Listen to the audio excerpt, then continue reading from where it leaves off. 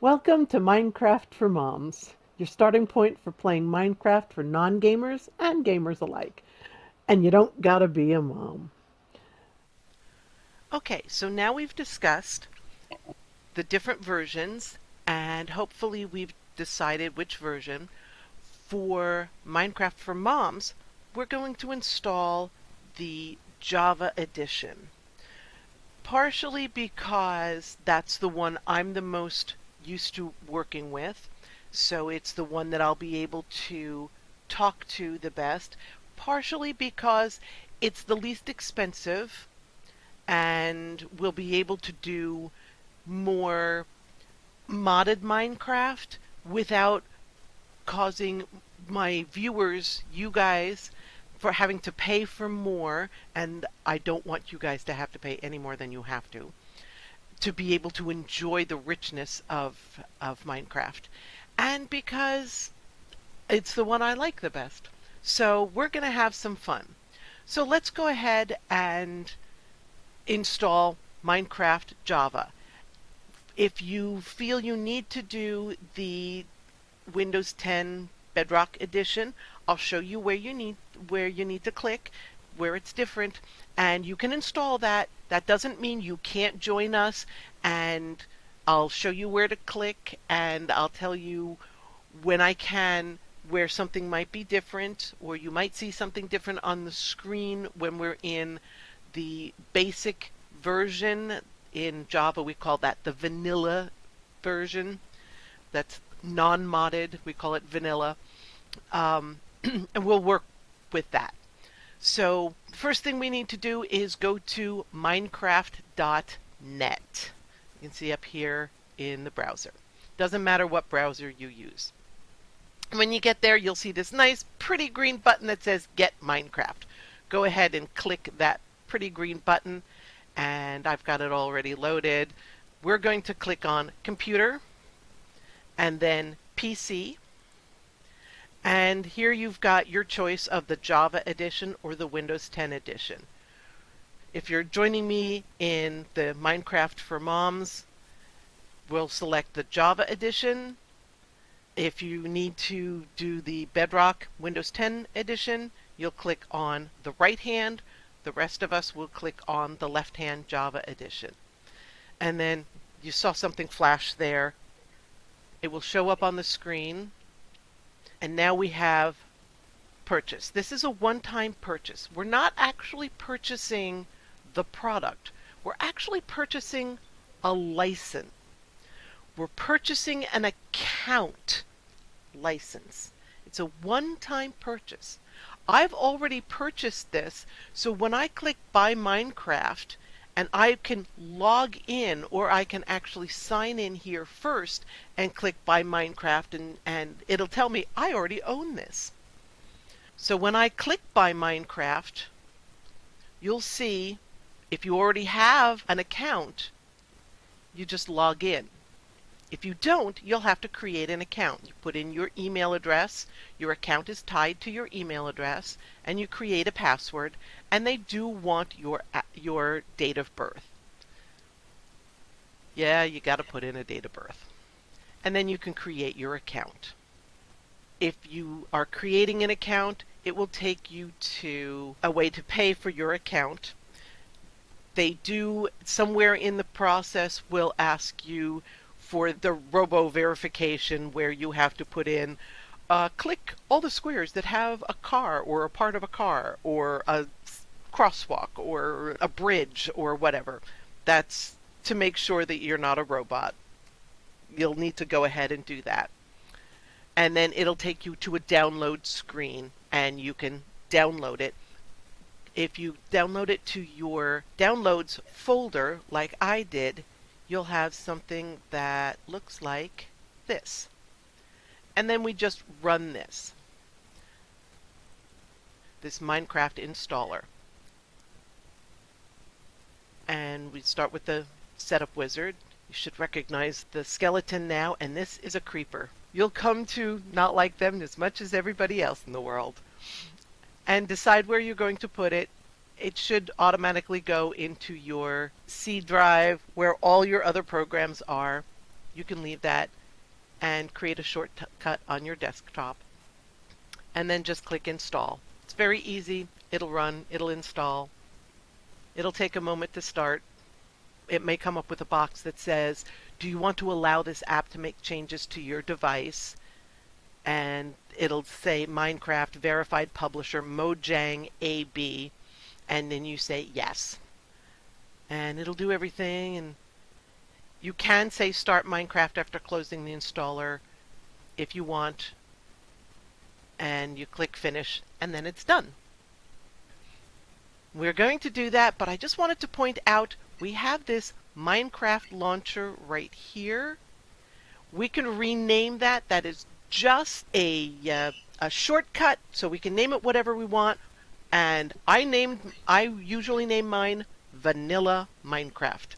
That way I know it's just the vanilla Minecraft. We'll get into modded Minecraft later and ways to distinguish.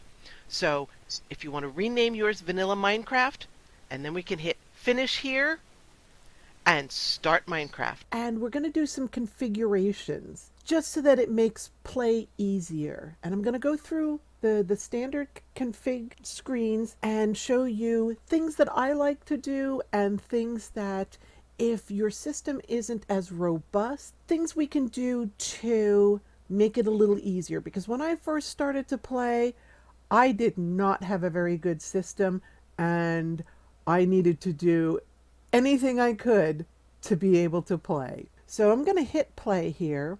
We don't have a world set up yet, so I'll show you how to do that, but let's go do a little configuration. So we're going to download a few things here. It's going to show me my screen while to start to load a world. Now this usually takes a little while, and I'm going to do a single player world here, and I'm going to bring this relatively full screen. We're going to create a new world, and I'm going to call it Minecraft for Moms, and we're going to create a new world.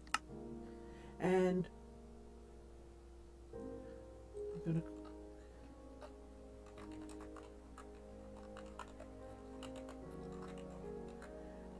we're going to make it survival mode, and we're going to put in a seed. Now if we all put in the same seed, we should have the same world.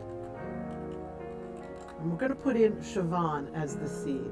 I know it's a really weird spelling in an American word. That's because it's not an American word. It's actually a Celtic word. Siobhan. Yeah, it doesn't make sense in American English, but it does in Irish. So it's Siobhan. We're going to leave everything else the same, and we're going to say done. And then we're going to say create new world. And it's going to create the world. And your computer may take longer, it may take shorter, probably longer. This is a relatively new computer, and it's a pretty robust computer. And it's going to come on, and first thing I'm going to do is hit escape. And I'm going to go to options. This is the field of view. This is how much I see at once, side to side. You can bring this down so you see less at a time. That's one thing that you can do if you're having difficulty in being able to see a lot at the same time, or if it's not generating things fast enough for you. Skin customization, we could spend a whole episode on just skin customization, so we probably will sometime later. It's not something that you do right here, creating your skin. And again, your skin is what other people see you look like, so we can do that later. Video settings are very important. The top two we're not going to worry about. Graphics, fancy. This is one of those that you can change to fast or fancy. I'm just going to leave it as fancy. You can click it to fast if you're having problems with things moving too slowly. Again, smooth lighting, you can turn that off if you're having problems. GUI scale, this is how big or small. Frequently it'll start at auto. I actually like it on 2. Brightness, it usually starts pretty low. I like to bring it up because I like things to be not moody, I like them to be bright. Full screen off, I do bring it bigger, but I don't like it to where I can't see, being able to minimize it here and being able to see my icons down here. Bitmap levels, you can bring this down if you're having problems with things not working fast enough, performance problems as we call it. Render distance, this is how far away you can see at any one time. You can bring this down if you're having performance problems. Max frame rate, this is another one that you can bring down if you're having performance problems. View bobbing, that's when you're in the water and you kind of bob up and down. I like to keep it on. Attack indicator, this is when you are using, for example, a crossbow. Where is the arrow going to go? I don't know anyone who has changed that. Clouds, you can say turn the clouds off, make it fast, or make them fancy. If you're having problems with performance, you can turn them off or make them fast depending on how bad your performance is. Particles, if you're having performance problems, you can turn these off or decrease minimal. I'm just going to leave them on. And entity shadows is another one you can turn off if you're having performance problems. The next one that we can look at is music and sounds. Master volume, I tend to bring down a little bit, especially when I'm working with you, so that you can actually hear me and not just the music, because the music gets really loud. I do bring the music down. I bring the weather down because thunderstorms get really loud. Hostile creatures, though, I want to know when they're there. Players, I don't usually have other players on. And when I do, we're usually in a program called Discord. So we're talking to each other through headsets, not through the game. So I bring those down. Voice and speech, again, I bring it down. Doesn't really matter. Jukebox and note blocks, we're not going to be playing much with those at the moment, so I've brought those down. Other blocks, we can leave them up. Friendly creatures like dogs and cows, I bring those down. They get really loud after a bit. And ambient noises environment, I don't leave them up. These are entirely up to you, and you can always change them later.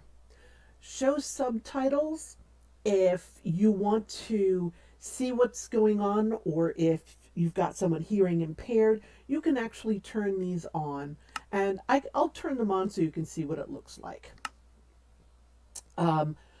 Controls, these are what we call keyboard bindings. So when you want to jump, you hit space, the space bar. To sneak, it's a left shift. And we'll go over these as we start playing. But there are a number of these, and you can change these. We're not going to change them at the moment. We can always play with those. There are one or two others that I wanted to show you. Oh, under controls, one of them is auto jump. By default, it's on. That means that as you walk up to something, it'll automatically put you up to the next level. I turn these off. I turn it off because it drives me crazy when I don't want to go up a level and it does. It's entirely up to you. I would suggest let's turn it off to start with. You can turn it back on later if you find that that works better for you. But let's start with it off so that you get used to that. There are some other accessibility settings that you can use. Auto jump is there as well, and your subtitles are also there. You can use these as you feel you need to. Those are the main ones. that I suggest, but I wanted to make sure you knew about them. If you want to use in another language, you can. There are also very many languages that you can work in, if that works better for you. But those are the most popular configurations and controls. We can play with more of those later if you like. And if you have any questions, please feel free to put questions down below, and I will be happy to answer to the best of my ability. And if I don't know, there's a whole community that we can work with to find out more. So I'm just going to save and quit to, go back to the game, and we can now see where we are. And in our next episode, we'll actually start doing things in game.